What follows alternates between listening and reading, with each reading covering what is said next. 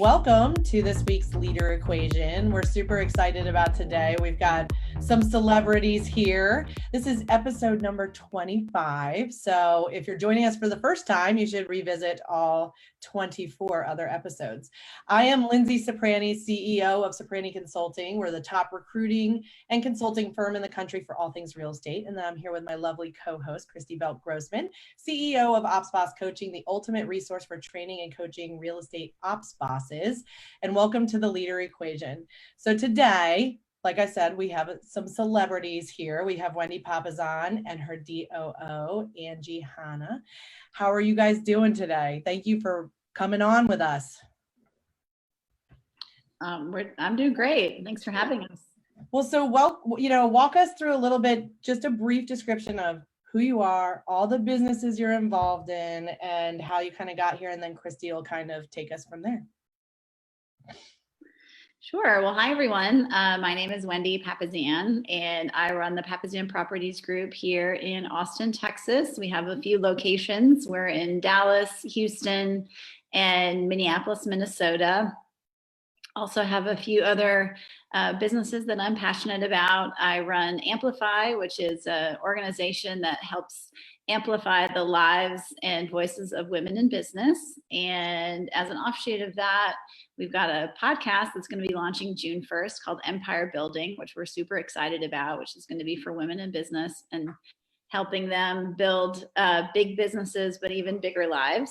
And also own a company called Papasan Home Services, which is it's home maintenance, repair, and remodeling in Austin. And then, of course, I'm married to Jay Papasan, who runs several businesses inside of Keller Williams, and he's the author of several best-selling books, which you guys probably know about: Millionaire Real Estate Agent, One Thing, et cetera, et cetera. And I'm here with the amazing Angie, who hopefully you can introduce yourself. Hi, I'm Angie Hanna, and I am Wendy's Director of Ops with Papasan Properties Group, and I work with our expansion teams in Houston, Dallas, and Minneapolis. And I do a little bit of stuff with our Papasan Home Services team, logistically, and then he kind of helps me out with stuff too. I am a recovering educator, and I also did 2 laps through the tech industry, and I've done a little bit of everything. So I think that's what Wendy was thinking when she hired me, is we can just throw whatever at her and I guess she'll come up with something. So. Yeah, I love that. That's great, because most of our duos that we've had on have been together a lot longer than you guys. So I'm really excited to talk to you and hear about. We have a lot of people listening who are in that earlier stage.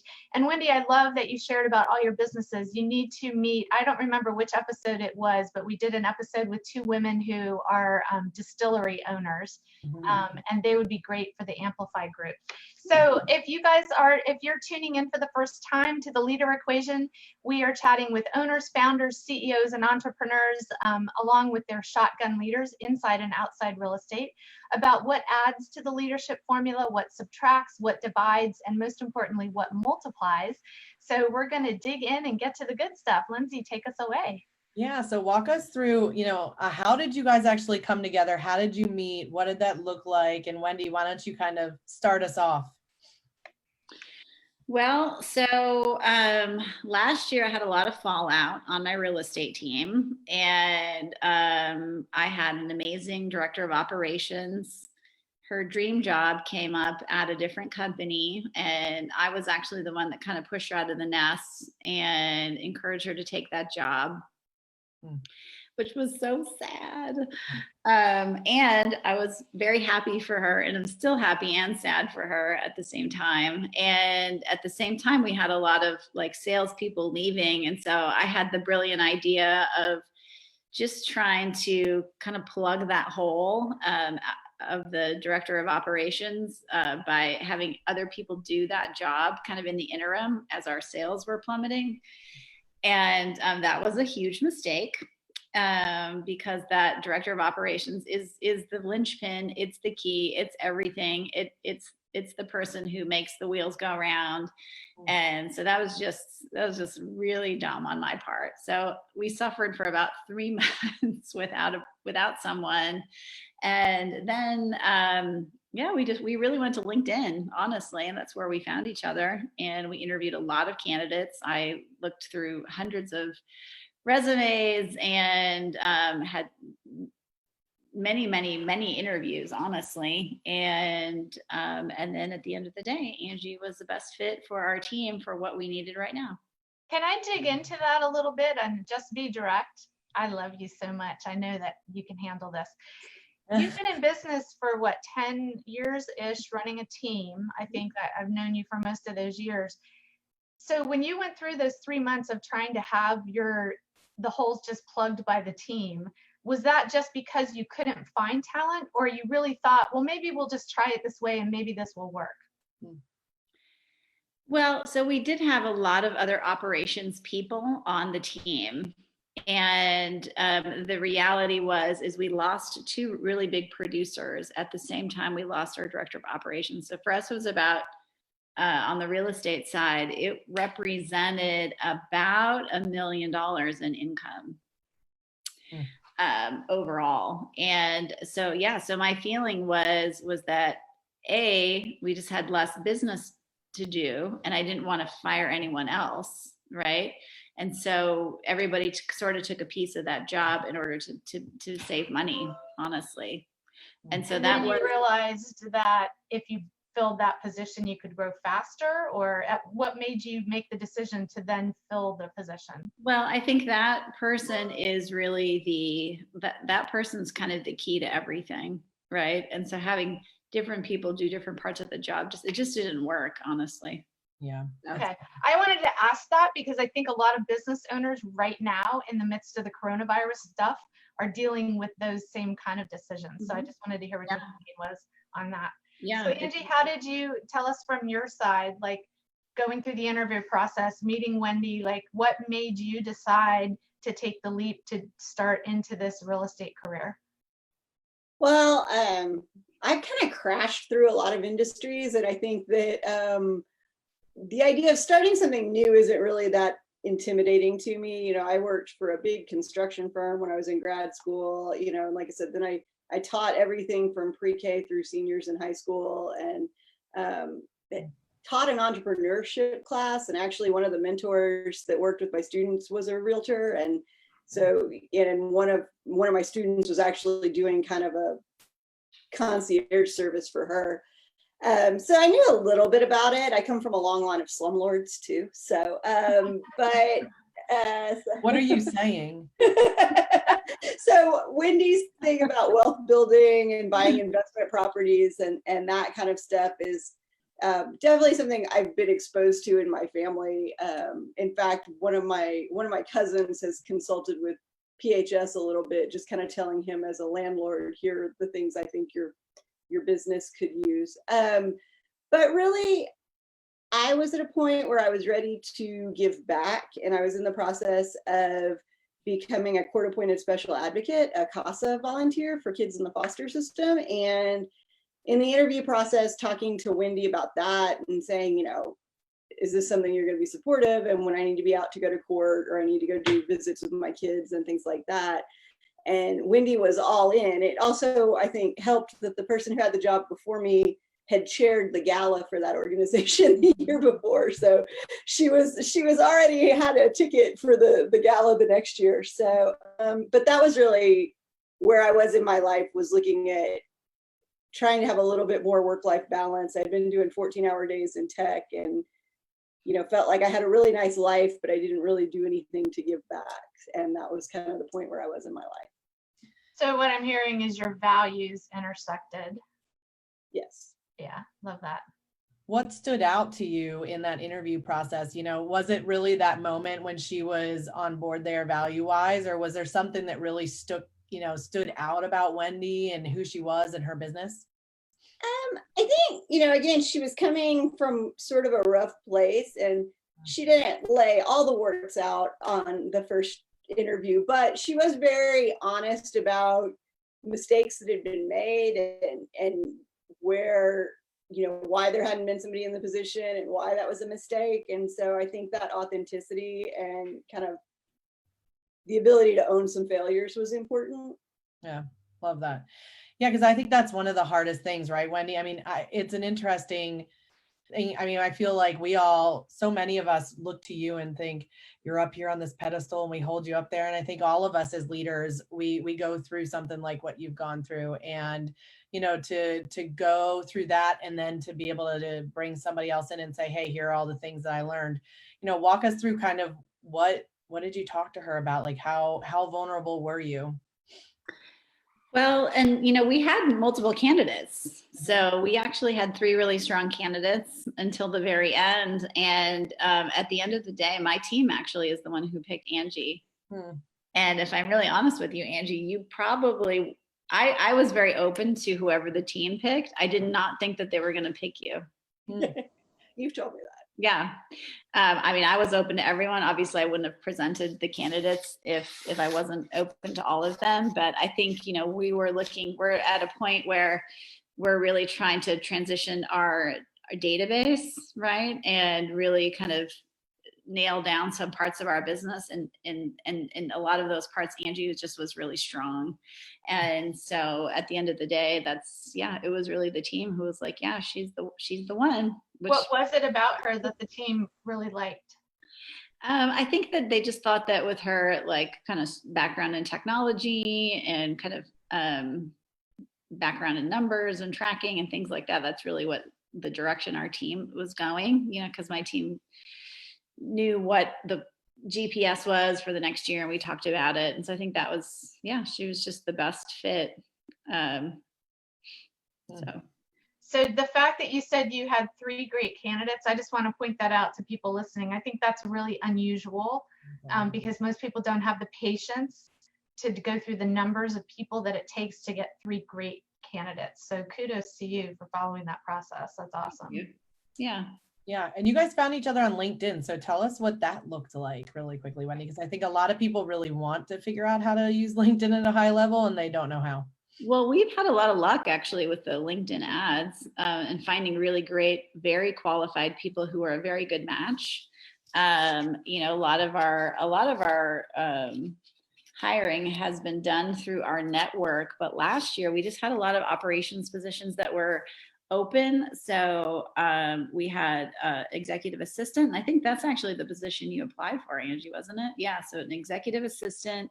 My husband was hiring for an operations position for one of his companies. And then we had our operations director. And so it was, in a way, it was great because we had all 3 positions and they were all different. And the interesting thing about when you have that director of operations position is usually they have so many hats and they fulfill so many roles and you're never going to have the same one twice. Like, that's what I've learned is you really have to figure out what are the key things that you really need. And, one of the gifts that my husband's given me is that he's kind of the black hat in the family and he tends to look at the downside of things. And so he's always like, okay, so I know you're always going to look at the upside of that person, but what's the downside of that person and can you live with it? Right? Because everyone has an upside and everyone has a downside, especially in positions like this, where it's just you're not going to have that person who's going to fill all the roles. One's going to be a little bit better at marketing. One's going to be a little bit better with the numbers and the finances. One's going to be a little bit better at one of these things. And so it was like trying to find that person who's going to be a little bit better in the way that we were going to go that year. And so, you don't always have that luck because as your business fluctuates, you've probably got that same person, right? And you're kind of stuck with their skills. And hopefully you've hired someone who can grow with your company and they can get better at stuff. But I mean, Angie has just a really strong mind for finances. Like, she's just way better at that than anybody I've ever had in that role. And she's had to grow a lot in some of the other areas like marketing and, there's some other areas where that's just not her thing. And she's always up for it, right? She might not be naturally good at it or never have done it. And yet she's willing to to take on that role and learn. So I love that. I'm glad you pointed that out, because I think a lot of people hire and expect that that person's going to be great at every single part of the job. But the nature of a director of operations job is a lot of different areas. Yeah. And hopefully, if you're hiring someone who's a driver and who's a go-getter, they're going to help you grow your business to the point that they can leverage out the things that are maybe the things they're not so good at. Yeah. Angie, how has it been for you coming into that situation where there's lots of different things that you have to do? Well, like I said, I've kind of done jobs like that before. At the job I had prior, I was doing all the onboarding for about 200 people in less than a year, and payroll and you know, as we were having rapid growth. Wendy is correct. The marketing is not my thing, but it did motivate me to find the most amazing marketing intern ever. And she is the happy point in my life right now. I love that. So does marketing intern mean unpaid intern? No, we pay her. Oh, you pay her. Okay. She's a W-2. Oh, awesome. Okay. Yeah. Love it. Well, so walk us through, you know, was everything easy in the beginning? Was communication easy? I mean, you guys are still kind of fresh in this at 8 months in. So, you know, walk us through any challenges in the beginning. Well, I think the biggest challenge, again, Wendy's wears so many hats, and her travel schedule. You know, because with her, she was doing a lot more speaking engagements when I first came on, and then she had an amazing trip of a lifetime to Africa to go on safari, where she was just basically gone for a while. So yeah, there were definitely challenges, mostly about just being in the same place at the same time. I had also had a couple of trips that I had booked long before I even started looking for this job. And so, you know, we kind of kept crossing each other, and like literally sometimes we'd go 2 weeks and not be in the office at the same time. So, you know, just situationally and environmentally, that was a huge challenge. So what's your advice for someone who's in that position? Because we have a lot of people listening where their Rainmaker may also be the OP of the market center and have a construction company and What would your advice be? I think persistence and consistency. You know, Wendy's learned about me that I'll just keep sending her the same email over and over again, saying, waiting to hear about this, just checking on this again. And so, and then, you know, like I said, I will lock time down on her calendar and say, okay, we're going to do all the stuff you think isn't fun today. And I need to go through this. And then once we do it, she's always relieved. And she's like, oh, that was so easy to handle. Like, I can't believe we put this off. So, you know, and now knowing that about her, I can bring that up. I'm like, we're not going to do something fun right now, but you're going to feel great when we're done. Yeah. Well, I think it's like, I think me giving you permission just to me just saying, like, knowing, I think you got to know yourself as a leader and as a person in order to work with other people around you. And just knowing, like, there's just some things that I know that need to be done and I don't like it. And here's the best way to handle it, which is you can just block some time on my calendar and then we'll just sit down and we'll just knock them all out together.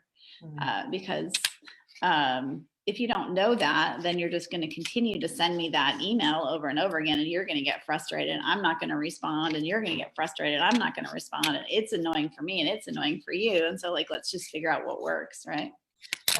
We hear so often that, you know, Angie, most people that Christy and I talk to, they're like, I don't want to bother them.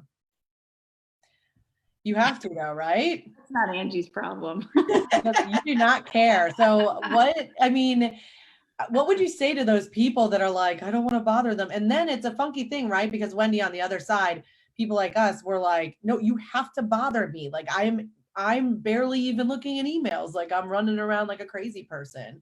So what would you tell them to do? Well, I think, again, if you have outlined clearly what your objectives are, and at the end of the day, my objectives are all tied into the P&L, and I can't accomplish what I'm supposed to do without her weighing in on some things, or there'll be things that she's leading in one direction and I feel like there's a piece of information she doesn't have that sometimes I just need her to sit down and I need to show her look, this is what the reality of it is, so that you can make decisions and figure out the best way to lead through this situation. And I would also just say that, don't, everybody has a different style and a different way of thinking of things. And I actually think that more people, if you look at the DISC personality, there's 70% of the world is a high S, right? And probably your rainmaker is more of a high D or has some kind of like leadership ability. And they're not really understanding that the rest, like they're the anomaly, right? They're kind of the weirdo.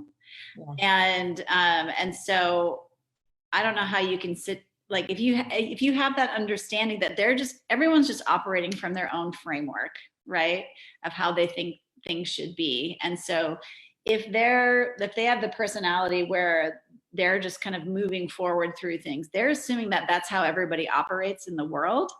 And so just knowing that there are vastly different personality styles, and that's why you make a great team, right? And helping them to understand that, right? And maybe getting permission from them to bother them, right? If they're not giving it to you, having that candid conversation, like, hey, you know what? I'm just really frustrated. I need to get these things done. I'm not allowed to do my job. You tell me what's the best way to handle this, because I don't want to feel like I'm bothering you. So having the courage, and that's something that as a leader, that if they're a good leader, they should be very receptive to that. Yes. Yeah, and I think that's a great point. 3% of the population is high D, only 3%, and yet I think it's 69% is S or C, which is what most operations people are. And those who are high D, who are leaders, are mostly associating with other high Ds. So their viewpoint is very skewed, because I only hang out with driven, fast people. So I think the whole world is driven and fast. Right. And we've got to bridge that gap. Yeah. Love that. So you just walk around thinking everybody else is slow. Yeah. Well, they are. That's how until I took a personality test with my team, not in this company, but in the last company it was a huge eye opener for me. And then I thought, gosh, well, I don't want everybody else on my team who's like me. What an effing nightmare, Yeah, we kill each other. Love the world. Yeah. What have you learned? You had two awesome, so you had April, you had Roz, you had awesome operations people over the years. What did you learn during those times that you would have or will be doing differently with Angie? And what did you learn during those times that maybe you're like, yeah, that worked really well? Well, I would say if you're just starting out, right, if you're listening to this and you're just growing your company and you're thinking about hiring your very first person, then the most important quality is to have someone who can adapt and grow and change with your organization. So you want someone who's really a bit more flexible and who can kind of do it all and wear a lot of hats. That is that role, no matter how big you get, but especially at the beginning, it's really important, because if you're planning on growing, their role is going to change dramatically. And I think the mistake that most people make at the beginning is they hire someone to be to fulfill their task list every day. And actually, the first assistant I hired, that is what they did every day. And then I got tired of having to hand that person a task list every day. Like, I was like, that's not really what I want. I want a leader in my organization. And so you're looking for someone who can take charge. And at the beginning, that person isn't necessarily going to be your super high C, super stable detail person. It's just not. It's really not in the beginning. And then I actually had two big mistakes between Roz and April, where I hired two people and they just, boy did I hire wrong. So it was like, I don't even remember them. slow to hire. Yeah. Yeah, boy, especially one of them was like people that know me, because Roz moved to St. Louis. And that was just a big eye opener. And then when I hired April, and I think Angie's somewhat the same way, is that when you go to a certain point in your organization, you can afford to hire someone who's more talented. April had 12 years of experience as an operation director for a law firm. And so she actually brought things to the table to me that I didn't even know I needed. Right. And Angie's the same way. You know, you have experience in HR, you know how to do payroll, you know how to do the P&L, all that kind of stuff. Whereas when I hired Roz at the beginning, I hired her. And on her first day, I said, well, if you'd like to get paid in 2 weeks, you need to figure out payroll. Which is a super normal thing. We actually tell people all the time, like, you know, they get so scared in your position, Wendy, to say, well, I have to do this and I have to do that. And I'm like, no, if we hire the right person, they're going to come in and they're going to figure that out. I never did that. I make everybody do all of that when they hire, right? Because I don't have time. They got to figure it all out. Yeah. Well, plus I have never been able to figure it out. Right. I still don't know what I'm doing. That's great. Yeah. I've never figured it out. That's a fabulous world to live in. Yeah. Oh man, that's awesome. Well, so, you know, I think a lot of people too, Wendy, and actually, Angie, you'll have to answer this too on the flip side, but I think a lot of people are questioning in the beginning, do I have the right person or do I not? And they're constantly looking at every little thing that's happening. Is that how they're going to be forever? Or is that like a learning, you know, is that a system breakdown or is that a people breakdown? How do you know? Because now you've had people that didn't work right away and you've had people that do. What are the key things that you're looking for? Well, I think there's two things. One, are they a cultural fit? Mm-hmm. And in order to know if they're a cultural fit, you have to be really clear about your values. And so everything that Angie talked about her being attracted to our organization tied in with our values. So our values are be bold, lead others, give back, build wealth, have fun, and be authentic. And she actually used almost all of those words when she was talking about that interview process. And so she was very much a cultural fit, right? So there's that. And then at the same time, can you live with the downside, right? So we can all live with the upside of people, whatever that looks like for them, but everybody's got a downside. I've got a downside. Lindsay, you've got a downside. Christy, you've got one. Angie's got one. And what is it? And can I live with it, right? And just figuring that out, those two things are hugely important because then you're not just evaluating every single thing because, you know, especially in this position, there's nobody that's going to be able to do it all. There is no person like that. I think that's just so wise. We can't say that enough. Like if we think about our marriages and you think about the person you married, and I've been married almost 37 years. And I think about sometimes people that he works with or my friends will be like, doesn't it drive you crazy when he blah, blah, blah, or like, how could you be married so long?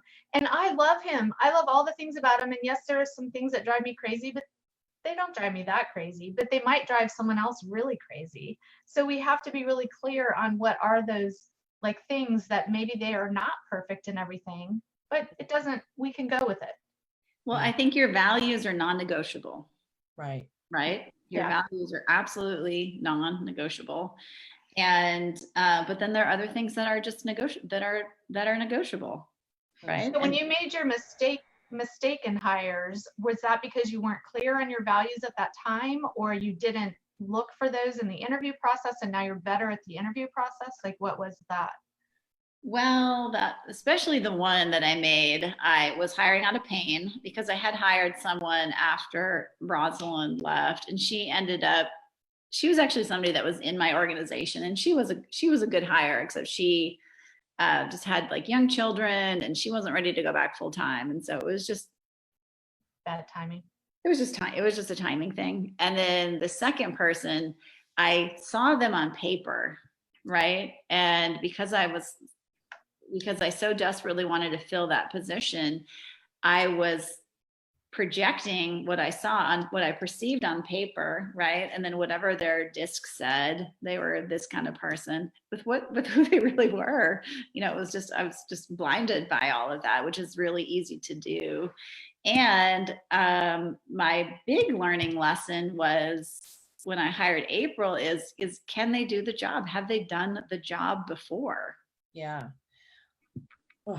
Well, and real estate's such a weird, I mean, Angie, maybe you can talk through this a little bit, but coming in, it's like drinking from a fire hose. It's a whole different language. It's a whole different, I mean, and it's a bunch of agents and sales personalities running hard and fast, and they go a million miles a minute, and they honestly, they work all the time. So how did you navigate that? Was that stressful for you in the beginning? Because we heard you talk about work-life balance a little bit.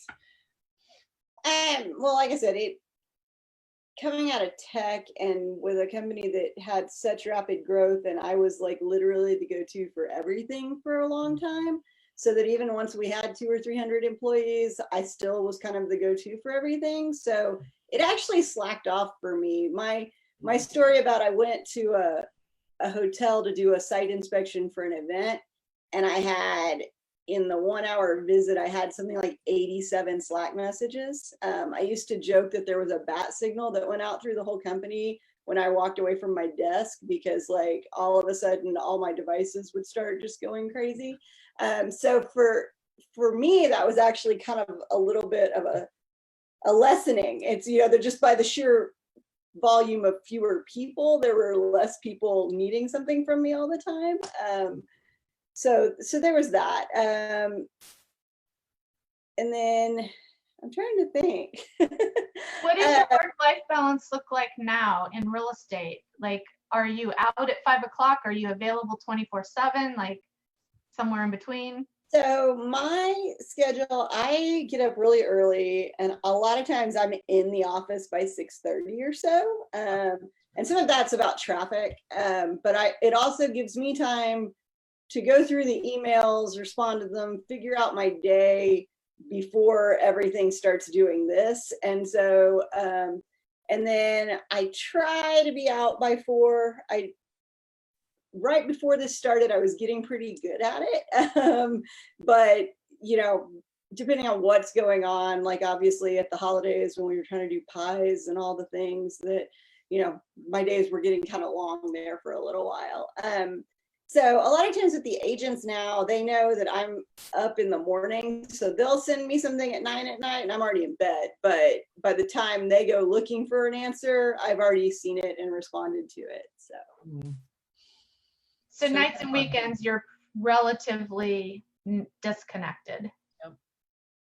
Mostly. I mean, again, since we've moved into this new normal of being home, it's more always on because everybody's workday isn't as different. We don't know what day it is. Right. And I laughed. My better half left this morning to go to the ranch for a couple of days. And I was like, because I also feel like now every time he talks to me, it's an interruption, because I'm like, I'm working. I know you literally have nothing to do, but I'm working. So I laughed. I said, you know what? When I finish my last call at the end of the day today, I may just put my phone in a drawer and just like where it can't interrupt me, and just have a few hours uninterrupted. Right. Wow. And so leadership during this time has looked really different since you guys kind of brought that up. I mean, how has your team done through this? How have you guys been leading through this as a team and separately? What does that look like? Well, I don't know about your perspective, Angie, but I think it's actually I think we've really come together as a team. I mean, I think we're going to, we had so many people leave last year for all kinds of reasons. And I think that, we have a relatively young team and like new to each other. And I think it's really bringing us together. I mean, we're getting on Zoom every morning for 30 to 60 minutes. And I think we're kind of coming together as a leadership team. We've had to pivot on some things that we've never done before.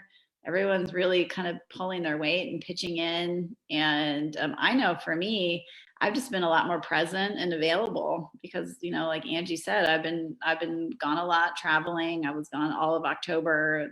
It's all fun for me, all these side projects. And it's actually was a big realization for me. It's like, oh, well, I really, especially when your team is young and everybody's new, you need to spend a lot more time with everyone. So how will that look as we come out of the back end? We were talking before we got on the call about Texas opening up relatively soon. So how will that evolve?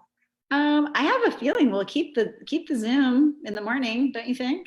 I think that we were needing more structure. And so I think that everybody being present on the calls every morning, whereas a lot of times it had been people texting in what they were doing or whatever. And then they've been, after that call, the agents have been doing a lead gen hour. And so I think that structure has been really good. And then I think, yeah, we're all closer. I mean, one of the things is I have people call me just to sob multiple times a week. And so we get through it. And I actually told one of our agents who was telling me how difficult her children were being, I said, well, and I said, what you just need to do is go show your kids Old Yeller, and then y'all will all be at the same place emotionally, and it won't be that they're bouncing off the walls and you're wanting to cry. You can just all sit down and cry together.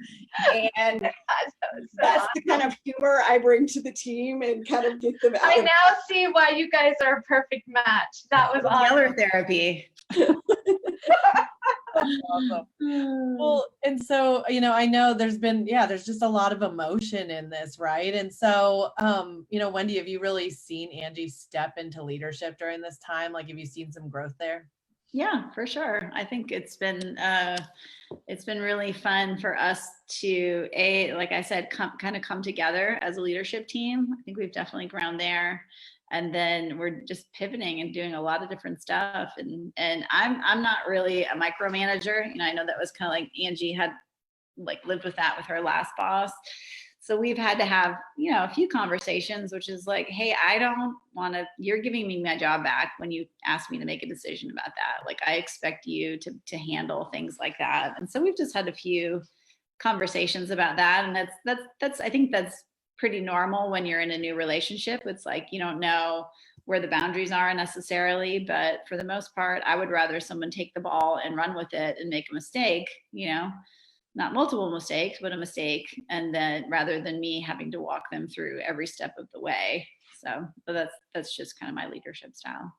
Do you guys have an example of maybe when something like that happened for our audience to listen to? Can you think of something? Like you're giving me your job back? Well, I can think of an example where it didn't happen recently that I think it might have a few months ago. So we cut some advertising budget, and then Wendy has really wanted to go all in on the Facebook ads in command. And I had kind of said to her assistant that's been kind of running the ads, I said, okay, here's what you can spend this month. Come talk. And she's like, well, Wendy says that we need to always be running an ad for every single listing and da-da-da-da-da. And I was like, yeah, but before you go over this number, you need to come talk to me about it. And then I'll go talk to Wendy about it. And, we'll decide if there really is the money to do that. And so I think, whereas before I would have said, hey, like, what do you think? This is what I'm thinking. Instead I told her, I said, hey, here's the call I made. So just so you know, this is what I said. And she was like, oh, okay. So. Yeah, well, and I think especially Angie is like, she's just really good at the finances. That is like for sure one of your, top 3 core strengths and something that you really bring to the organization. Like I said, we've never had anyone as good as you in that area, in that position. And so, yeah, it's just me, that's why you hire people to be your teammates, is you want them to be better than you at it, right? So it's like the things that you're really good at, let's just run with it. Awesome. So did you guys ever have a time when you felt like, ooh, I might have made a mistake by going into business with this person? Did you ever think that at all? Again, it's still so new. It's just like, if I answer that, am I going to get fired? No, I will tell you. So I went to mega camp before I actually started my job, and it's, the lights and the music and the rah, rah, rah at 7 a.m. I was just like, oh my God, I don't think I belong with these people. Like, I don't, these are not my people, So. Oh, come on. Well, you just have to meet the ops people. Message me before the next one. Yeah. Well, and I would say that, Angie is, she has a very big heart, and she's an extremely caring person, and she cares about everyone in the organization, but she's not like super warm and fuzzy. Like if you meet her, she and I get along because we're both quite direct, and we're able to have that conversation with each other, but she's not really warm and fuzzy. And our last director of operations, she was quite fuzzy, quite warm. And so honestly, you know, when our team was kind of evaluating the different candidates, I kind of thought they would pick this other person who was a bit warmer, because salespeople are people, right? And so it's just interesting that they were, I think, smart enough to look at what we really needed as a team, and they picked you. But also, so I think maybe for me that was one thing that I wasn't really sure how that was gonna go forward, you know, because salespeople tend to like very effusive people, right? And Yes. None of the four of us are effusive. And, no, well, a lot of times they all know I will break out my teacher voice when I need to. Yeah. Yeah. Well, and you know, there are times when those salespeople need to be loved on, and it is hard when you've got two leaders and nobody's kind of mama bearing, for lack of a better word, mama bearing them. So what do? Do you put that cap on sometimes, Angie, and how do you grow into that? I think, like Wendy said, I do have a huge heart, and that's it. Even when somebody comes in and they're just melting down about what somebody else did, they all laugh with me because they're like, well, Angie's going to say, well, you never know what might have happened this morning. And, you know, it could be this. And I've noticed that when this is going on, this person gets a little more prickly. And so I think that analytical thing that I am stronger in, I'm able to frame things and kind of help them get through it. But then, you know, like I said, they're calling me sobbing, and comforter in chief isn't necessarily my natural lane, but I think I'm doing it all right now. So. No, I think once people get to know you, they absolutely understand that. But just that. How was it coming onto a team with other operations people and coming in as the director of operations when you're from outside of real estate? It's a good question. Yes. I mean, there were definitely some kind of sticking points. I think there were people on our team that just were so happy to give some of the stuff back, and especially the money and the payroll and that kind of stuff. Nobody wanted that job, and so everybody was real happy to give me that. Some of the event stuff, like planning our advance in the fall and what the agenda was going to be, there were some people that had really, really strong opinions about stuff, and there were some points where I was like, no, that's just not the script. Like, you know, and there was a couple of times I did have to say, look, I'm director of operations and this is how it's going to be, which is not necessarily how I like to do things. But, you know, there were some strong personalities. So some of that was, I think, just drawing that line and saying, okay, no, you made these decisions, but I'm making this one. So Are they all still around? And well, one of them is currently on maternity leave, so she'll be back around. But yes, that's been a fun challenge our team has had, because literally the same week that she went on maternity leave was the week we all kind of started working not in the office. So her coverage is working at home alone and not with me standing there to say, okay, where are we on this? What's going on? So that's been an extra part of the challenge of adjusting to the new normal, is having a team member who's literally brand new and never got to know normal. So. Yeah. She's doing amazing, by the way. She's incredible. Yeah. Well, so walk us through, you know, I would imagine that you've changed some things too. So were there any changes that it was like, wait, we don't do that here. That's not what we do.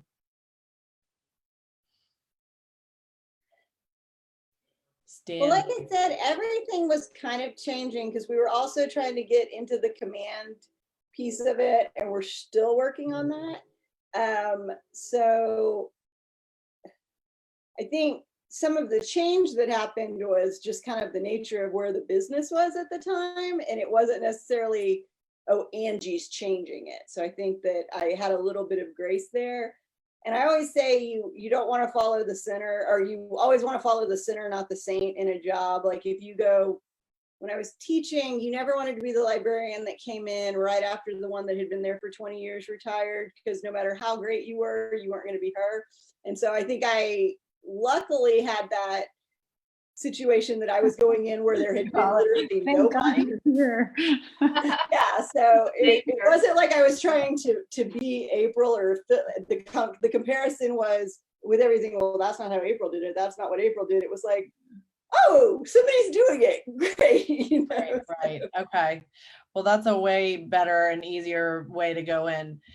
Let me ask you guys this too. And Wendy, you're probably going to need to start with this, but when did you feel like you could release things to her? Was it right away and it was like, go sink or swim? Or was it, no, you need to win right? Yeah. So that's not one of my things, is having the need for a lot of control. I think you want to, and I should have interjected myself more at the beginning, to be honest with you. That's probably what Angie's going to say. But I think that, I don't know. I'm not that person. I don't need to have a lot of control. I want to see that you're competent at doing something. And I think I have a pretty good assessment of like Angie's strengths and weaknesses. And so some of the things I think I gave up more quickly, and some of the things I kind of still have my claws in a little bit, because I know it's not her, anything that goes on the marketing side. I'm like, I really would like to just take a look at it before it goes out, because that's, what I did that for 25 years, right? That's my strength zone. But some of the other things like payroll or some of the finances and stuff like that, I just know that she's just way better at me than it. So why would I don't know, why would I pretend? What was your process? So if you're so hands off, and I tend to be that way too, which for me was a struggle with training operations people, because I'm like, here, you got it. But there has to be a transmission of thought process at some point, especially with somebody coming in from outside real estate, to help them learn how to think. It's not so much about how to do things, but how to think. What did that transmission process look like for you guys? Well, I know, and Angie can speak to this too, but I know that April, she really was kind enough to meet with Angie multiple times, which was extremely kind of her. And we do have a fairly robust operations manual that's been built up over the last 10 years. It's, 80, 100 pages, something like that. So a lot of the nuts and bolts of the systems. And that is one of the things you asked, one of the things that Angie's changing.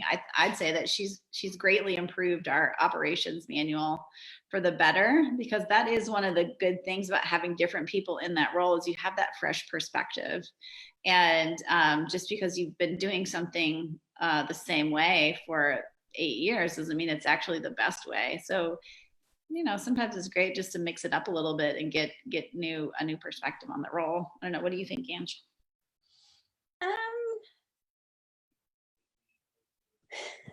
I'm trying to think. I mean, definitely April. I mean, I was saying that, April and I still talk via email or text or call a couple times a week sometimes, especially when something comes up and we're trying to dig out an answer from 2 or 3 years ago. Obviously, that's there. So I think that was probably more helpful, was honestly was going to April and asking questions necessarily than asking Wendy, because again, Wendy,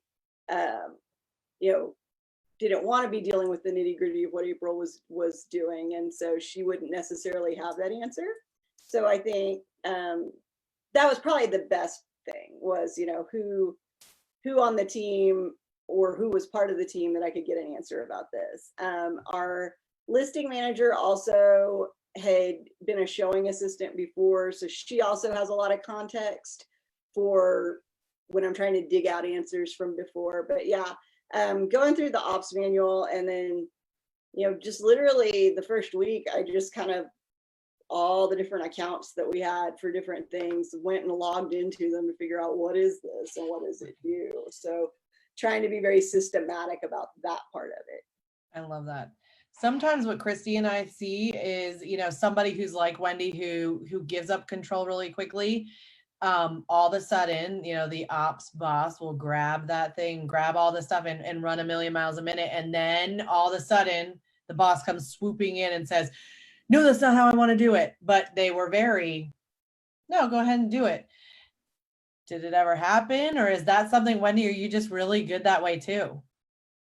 Oh, I'm sure I'm not really good at most things. So There'll be things sometimes that I don't even think it's that she wants to swoop back in and take control of something. It's that sometimes she'll change her mind and start off in a new direction, but maybe didn't communicate that she was heading east while the rest of us were going northwest or whatever.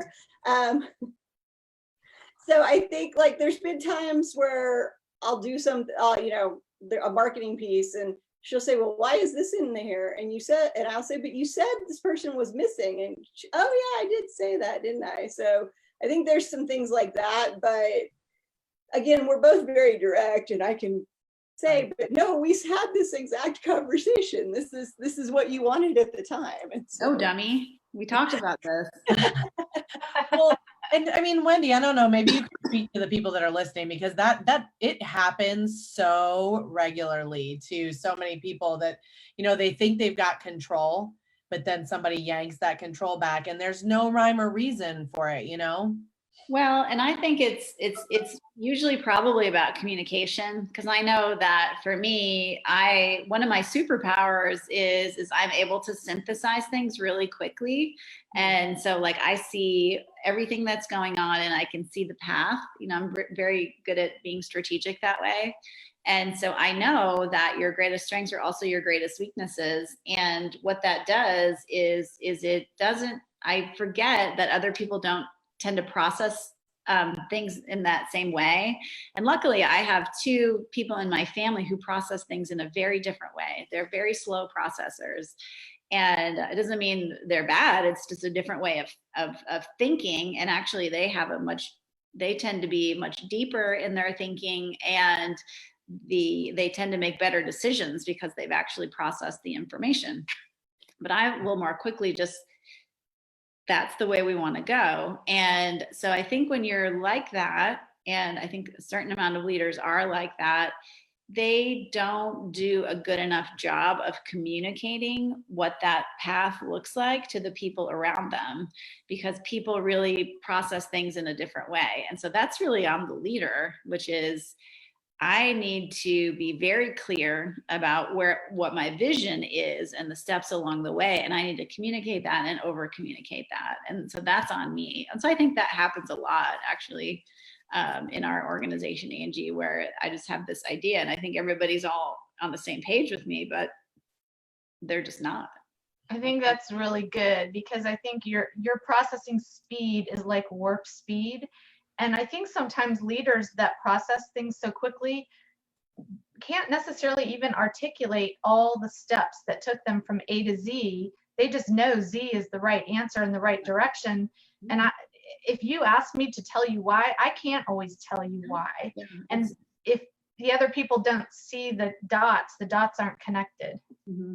And I think sometimes that's what a good director of operations can do is I can share, hey, Angie, this is my vision, and I need you to, they talk about that being that integrator. I need you to walk everyone through that. And we have a new director of sales in our organization, and she's really functioning in that role for me because I'm pretty clear about what that looks like. And she's a little bit more process oriented and able to pull the pieces apart and lay the steps out for everyone. And so I think you're 100% right, Christy, is that I literally could not articulate how I got from there to there. But it's just one of my superpowers. It's just, I think of it kind of like programmers. You've got the tech guys that are the programmers, and they're warp speed making the machines run and everything happen. But when you send them out to the client, they can't speak to the client. They're not speaking the same language. So there has to be that sales/tech person that's the intermediary, which is kind of where the DOO and the director of sales, both, anyone who's in a leadership role, you're sort of an interpreter. Mm-hmm. We're all casting vision together. Ultimately, as the owner, it's your vision, but it's our vision to cast as well as leaders in the company. So Angie, what do you think about that? I think that I think that's very true. I think also I've gotten better at looking for breadcrumbs, but then Wendy has realized that I do notice all the little things. So we had a conversation this week. I was like, oh, I noticed this change. Do you want me to redo everything based on that? She's like, no, we're not there yet, but thanks for noticing. And so I think, I kind of pick up the little breadcrumbs around and am getting better at synthesizing that. But then I think she's also realized that I am seeing all those little pieces too. Well, I think that's the advantage of having a longer working relationship, is that those kind of things actually, it just gets better with time, you know? Right. Oh, that's awesome. Well, so then we'll lead you out on this last question of, and obviously Wendy, you'll have to answer first, but is there such a thing as the purple unicorn that we all talk about? Or are these people created, trained, can you find somebody and bring them into this role? What do you think? Yeah, no, I don't think there's a purple unicorn. I think if you've had multiple, I think I had that mistake after I parted ways with my first director of operations. I just thought that was possible, but then you just get someone who's just different than that first person, and you just realize there's no one perfect person that's going to fulfill that role, because it's too different. And if you have a smaller organization and it's growing, then their role is going to change too. So I think the most important thing is, good cultural fit, and then someone who can, you can live with their downside as well as their upside, and then someone who's going to grow with the organization. So love it. Love that. So good. Well, then Angie, just to piggyback off of that, do you feel like, you've seen her grow in her leadership just over the 8 months? Like, have you just seen this person kind of grow even from when you first met with her? I think especially like over the last month. Yeah. I think she has become a lot more focused, because she's kind of tied down, which is not necessarily her comfort zone or where she wants to be. But I think she's also realized how important some of the stuff that she's doing is. But I think she's doing a better job of communicating. And I think we've had conversations that, where I've said, you're getting way better at this. And and she'll laugh about it. And that just her role in the company has changed because of just the transitions in who the team are. And so I think she's really getting clarity around that and focus around that. I think it'll be interesting to watch what pieces you all decide to keep and what pieces you jettison and go back to as we move back out into the regular business world. I think this has been the biggest pattern interrupt that I can remember in my career since 9/11. And the pattern interrupt means you get to choose the new patterns that you want. So I'll be curious to see, like, what does that communication for you guys look like with the team and as leadership as you come out? Because Wendy, obviously you still intend to travel and teach and own lots of businesses and have a big life. And yet the realization of being present more, you mentioned multiple times, communicating more. So it'll be fun to watch how you guys evolve coming out. Yep. Agreed. Well, thank you so much, you guys, for being on here today. We're so thankful for your time. We know that it's very precious, and we really appreciate it. If people want to get a hold of you or they have questions for you, where can they send referrals, all those things? The best email is office@papasanproperties.com. You can go to our website. We're all over Facebook and Instagram. You can reach us there as well, but Papasan Properties, and we will get back to you. Wendy, you want to give us the info for Empire Builder and Amplify as well? Yeah, you can go to amplifyevent.com, and that's how you can register. For now, we're still planning on holding our event in September. However, we'll see how that goes. And then, yeah, you can download starting June 1st anywhere you can download podcasts, Empire Building Podcast. Awesome. Thank you guys so much. Yes. Thank you. Have a great day. Thanks. Bye, guys. Bye. Bye.